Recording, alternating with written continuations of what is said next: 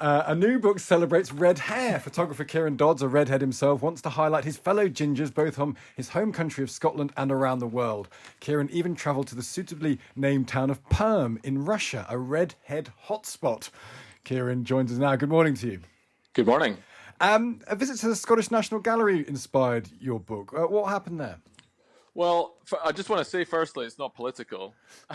You mentioned about the red. Oh, I know. That's just me squeezing two things together needlessly. Nothing. Yeah, good. An apolitical book. Good for you. Yeah. So I started. It was it's the Ginger's book is portraits of these people around the world with ginger hair, and it's over 7 years I've been documenting it. And in 2013, the year before the independence referendum, so there's a slight politics.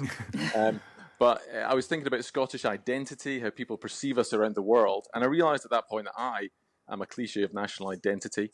I'm ginger, I'm very pale. But actually only 13% of us are.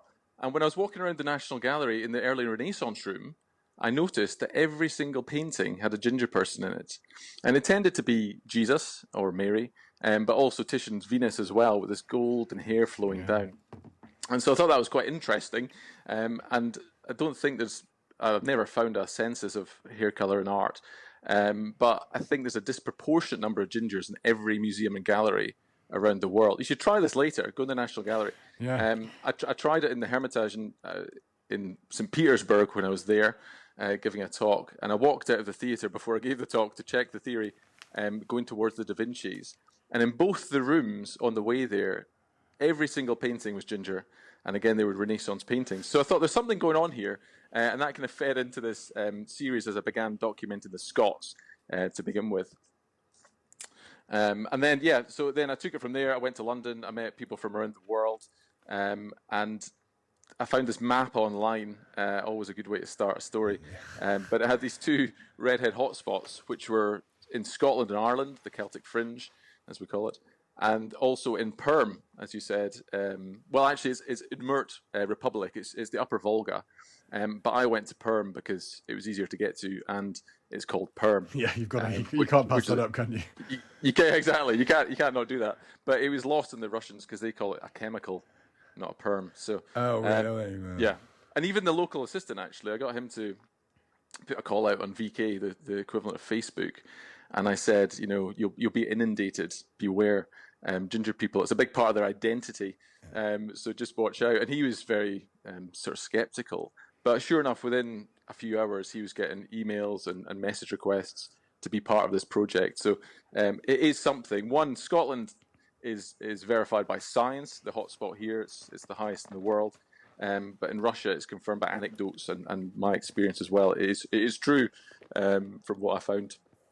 I'm interested I'm not surprised when you talk about the art galleries, because I think there is something aesthetically beautiful about redhead people. And yet in Britain, you're very welcome, but I think it's true. But in Britain, they're often mocked. It's a funny thing. Is it just this country that we've done that? And why is that? Well, it varies in art as well. So what I'd read before was a lot of talk about in these paintings Judas or Mary Magdalene, these people who are seen as outcasts, or with Judas bad ultimately. So there was this kind of stigma attached. I don't think that's what people reference when they call you things in the street, although that doesn't happen so much now. I think it's just something, you stand out. So almost all the participants said that when they were younger they hated their hair because people would call them names, but then as they grew up they realised it's a good thing, it's a special power, like you say, it's beautiful.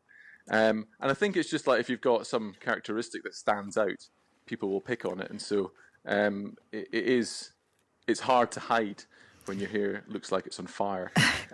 So I think that's partly why. But I think you're right though for the beauty aspects.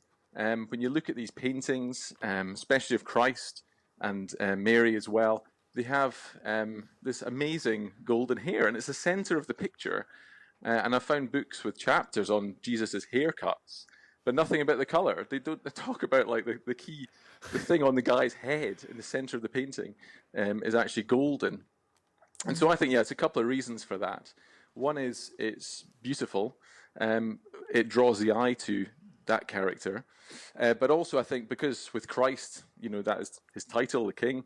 And so it's like a crown. It's like a golden halo without having to be so obvious as sticking a crown on his head. So I think that's partly it. And also with Titian as well, this kind of divinity, this golden beauty that flows down her body. So, Kieran, children, certainly when I was at school, they're mean. And being ginger, as you say, it's a mark of difference. So, you got picked on. I'm 47 now, so it's a long time since I've been at school. Has it improved? Do you think if you went to school now, would you have an easier time than perhaps when I was at school? Well, it's quite a hard one to answer, but from speaking to the children who were in this, so I'd meet the people before I did the portraits, and I'd speak to them and ask them these kind of questions, does it actually mean anything to you? Do people say anything about it? And it tends to be the kids are picked on. It's just, like I said, kids they pick on a difference and they mock that. So I think it is still something, but I think there are more famous gingers now who are, I suppose, cool, who you can look up to. And so that does help. I think growing up I had, and this is no offense to Boris Becker, but I had Boris Becker as a kind of the only ginger in my world. And although I like tennis, it wasn't for me like, I want to have that. I hope he's not listening. Massive fan of this program, Boris Becker. Yeah, exactly. Nicole Kidman, you've got. I mean, I know you're a bloke, but I mean, you don't get more A-list than her, do you? Yeah. Chris Evans, who's not very far from us now, he's a famous ginger, I suppose. Great, yeah. There's lots, and I'll probably get sent lots of pictures after this of famous people. Well, this I was actually trying to go away from in the book, just not doing famous people, because it was to try and just choose everyday people, and to show again the sort of unguarded moments, the kind of the beauty that is inherent in all of us, and have the honesty in the pictures as well. It's a lovely way of putting it. Thank you so much, Kieran Dodds, photographer there. Gingers is out next month and can be pre-ordered at book.kierandodds.com.